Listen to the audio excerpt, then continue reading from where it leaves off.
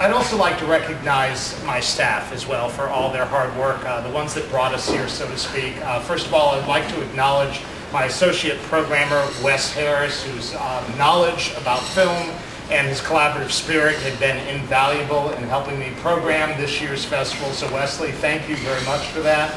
I'd like to acknowledge our Director of Operations, Jenny Mays. Thank you very much, Jenny Mays, and our Administrator, Judy McPeak. I'd like to thank our Development Director, Aaron Hall with the College and Graduate School of Arts and Sciences, our Publicist, John Kelly. I'd like to thank our Outreach and Education Coordinator, Jane Freeman. I'd like to thank our Event Manager, Joe Babarski, for his hard work, our Volunteer Coordinator, Katie Cowan, our Box Office Manager, Andrew Burnett. And I'd like to acknowledge our interns as a whole, and in particular, I'd like to thank Alexa Miller and Deborah Cohen, who did the work on some of the audio visuals that you'll see in just a few moments as well.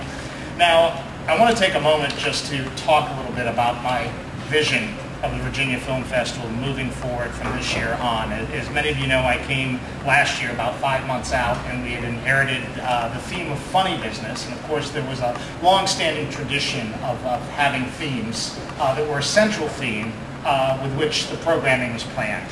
And you know, I went out in the community and I talked to a lot of people. I talked to people who had been involved with the festival. I talked to community leaders. I talked to members and leaders of other cultural arts organizations. I talked to our advisory board. I talked to people within the university as well. And there seemed to be no love lost around that theme. That people seemed to suggest it was time to move forward and move on. And I had hoped to be able to plan a festival that was more contemporary, that would allow us to explore a wider range of themes, actually, rather than being wrapped around one central idea. And more importantly, to explore what's topical, what's happening out there, even now as we speak. A lot of times, and to give you a perfect example, a major event will happen during the early part of the year that if you planned a theme and it didn't fit into that, when 9 months rolls around later, you might not include several documentaries. I'll give you some perfect examples. The earthquake in Haiti, or a couple of years ago, Katrina, or an important election, or something like that. So much is going on in the world at any given time, and so much of the films that are out there that are in current inform you about those things in the world that I feel it's really important to stay current and topical.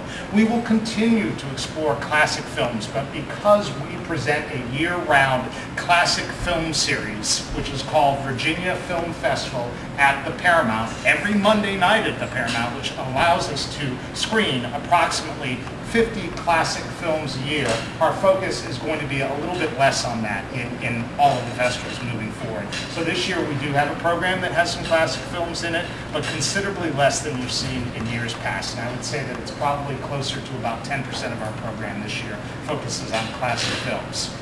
So, I'm going to cut to what some of our highlights are of the festival this year, what some of our primary guests are coming in, and we've got some audio visuals to help us along with that. First of all, I shared with you in a press conference earlier this year that this year's 2010 Virginia Film Fellow will be Mr. Peter Bogdanovich.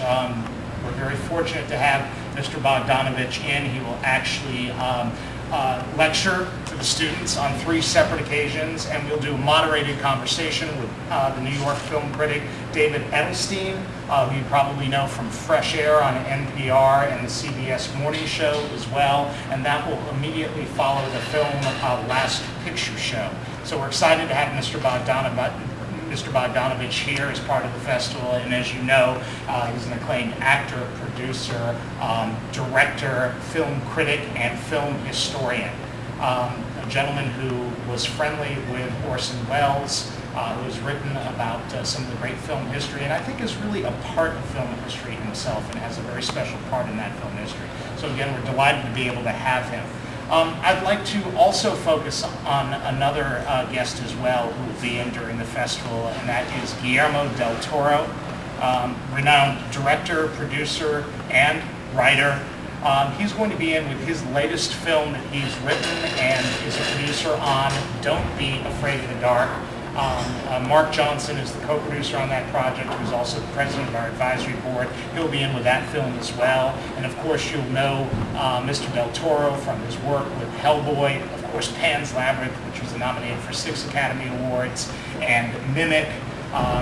He is just constantly popping up all over the place in the film world. He's one of those remarkable hyphenates that can do it all, so we're thrilled to be able to have him as well. To that end, we're bringing in the noted documentarian, Mr. Stanley Nelson, who will be in with his latest film, Freedom Riders. Can we, there? Nope. Here we go, Stanley Nelson. Thank you. And we'll be screening the film Freedom Riders and marking the 50th anniversary of the Freedom Ride in association with the Senator for Politics. Professor Larry Sabato will be moderating a panel that will include Stanley and several of the original Freedom Riders to discuss their experience at that historic time. So we're excited about having Mr. Nelson here with us. I'd also like to call attention to Josh Radnor, who is an actor and director, the star of CBS's How I Met Your Mother, but he is also the writer, director, and star of Happy Thank You More Please. And he will be in for the festival as well, representing that film. And finally, the centerpiece of our Family Day performance is the Disney classic animated film, Beauty and the Beast, the first animated feature nominated for Best Academy Award for Best Film. And Paige O'Hara, the voice of Belle, will be here to perform for the children and sign autographs.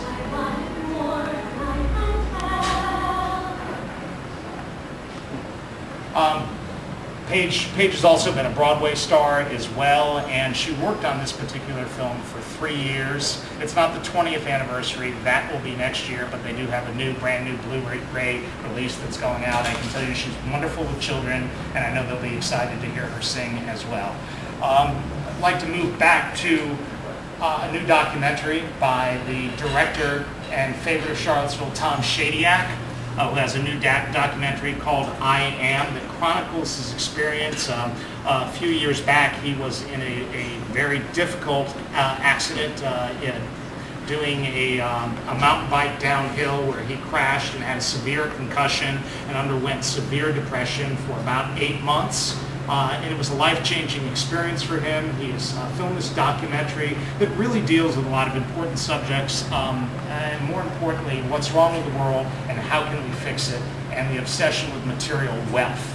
And so Mr. Shadyac will be on hand to discuss this new documentary and a little bit about how this has impacted his life and his world as well. Our opening night film, I'm very proud to announce, the opening night film will be Black Swan.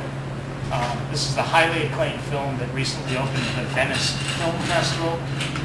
We're excited to have this film. It has not been out there very much, and I think it will be a highly anticipated addition to our film festival this year. I think it also says a lot about the direction that the film festival is moving forward to with this presentation that evening. Our centerpiece film I talked about a little bit earlier, but that will be at 9 o'clock at the Paramount Theater on Saturday evening. Don't Be Afraid of the Dark, as I mentioned it earlier. Mark Johnson and Guillermo del Toro will be there as well. And our closing night film will be Happy Thank You More Please, with Josh Radnor in, and the executive producer Glenn Williamson, who is also on the advisory board of the Virginia Film Festival. I had the good fortune to see this film at Sundance this year. It was far and away one of the most enjoyable films I saw there this year. It's a wonderful film, it's a very feel-good film, and it's a great closing night film for us as well. Some other highlights of the festival that I'd like to go over this year, and bear with me, you're going to get this press release in a few minutes, but it's really long, and so it's almost impossible to memorize this.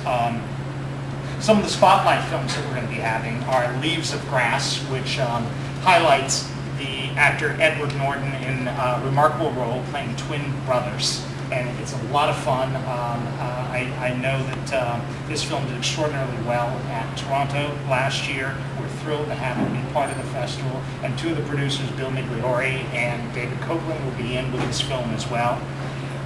Casino Jack will be a highlighted film during the festival. I Love You, Philip Morris with Jim Carrey, and of course Casino Jack is the taken a little bit about Jack Abraham off and stars Kevin Spacey as well. I Love You, Philip Morris stars Jim Carrey and Ewan McGregor, and 127 Hours starring James Franco as well.